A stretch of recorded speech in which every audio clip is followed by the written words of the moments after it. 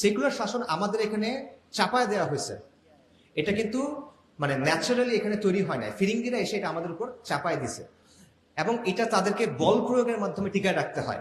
ইসলাম কোনোদিন সেকুলার ব্যবস্থা মেনে নিবে না, সেকুলার ব্যবস্থা কোনোদিন ইসলামকে মেনে নিবে না, দুইটার মধ্যে সংঘাত অনিবার্য। তো সে কি করবে, সে এটাকে সবসময় নিয়ন্ত্রণ করার চেষ্টা করবে এবং নর্মালি সেকুলারিজমের কাজই এটা, যে সে ধর্মকে নিয়ন্ত্রণ করার চেষ্টা করে। ইসলামের ক্ষেত্রে এই চেষ্টাটা বেশি, কারণ অন্য সব ধর্ম সেকুলারিজমের সাথে মিলে নিজেকে চেঞ্জ করে নিছে। খ্রিস্ট ধর্মের কথা চিন্তা করেন, ইহুদি ধর্মের কথা চিন্তা করেন, তারা এটা করছে, কিন্তু ইসলাম এটা করতেছে না। ইসলাম এখনো বলতেছে যে চূড়ান্ত কর্তৃত্ব কার? আল মালিকুল মুলক, আল্লাহ। সো সে যেটা এটা মানতেছে না, তার প্রতি আমার বেশি ফোকাস করতে হবে, তার প্রতি আমার বেশি চাপ দিতে হবে, এই জিনিসটা তারা করতেছে। এই কারণে সেকুলার ব্যবস্থা কন্টিনিউয়াসলি এটা চেষ্টা করতে থাকবে সে যেন সমাজে ইসলামের প্রভাবটা কি করতে পারে, নিয়ন্ত্রণ করতে পারে। এটা সে কন্টিনিউয়াসলি চেষ্টা করতে থাকবে এবং যতদিন ইসলামের এই স্বকীয়তাটা থেকে যাবে, সেকুলার ব্যবস্থা কিন্তু নিশ্চিন্ত ফিল করবে না। তার মধ্যে একটা অনুভূতি থাকবে যে এদিক থেকে আমার বিপদ হবে, এই জিনিসটাকে আমার থামাতে হবে, এই চিন্তাটা তার অলওয়েজ থাকবে।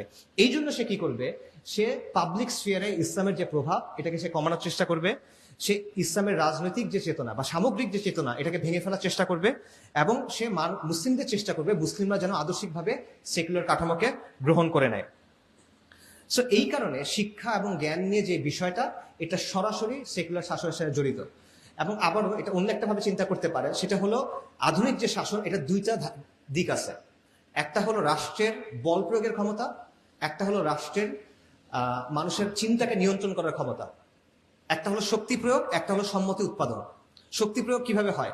আর্মি, পুলিশ, বিচার বিভাগ, র্যাব, ট্যাব, এই যেগুলো আছে, এদের কাজ কি? আপনাকে পিটায় সোজা রাখা, রাইট? সহজ ভাষায় এটার কাজ এটা। কিন্তু এর বাইরে কিছু জিনিস আছে যেটার কাজ হলো আপনার চিন্তাটা একটা লাইনের মধ্যে রাখা। আপনি যদি বাইরে গিয়ে চিন্তা না করেন, বরং আপনি এটাকে ভালো বলে মেনে নেন, এটা সে করাইতে চায়। কারণ স্রেফ অস্ত্রের জোরে আপনি দীর্ঘমেয়াদে কোনো শাসন টিকে রাখতে পারবেন না। কন্টিনিউয়াসলি মেরে কেটে এটা করা যায় না।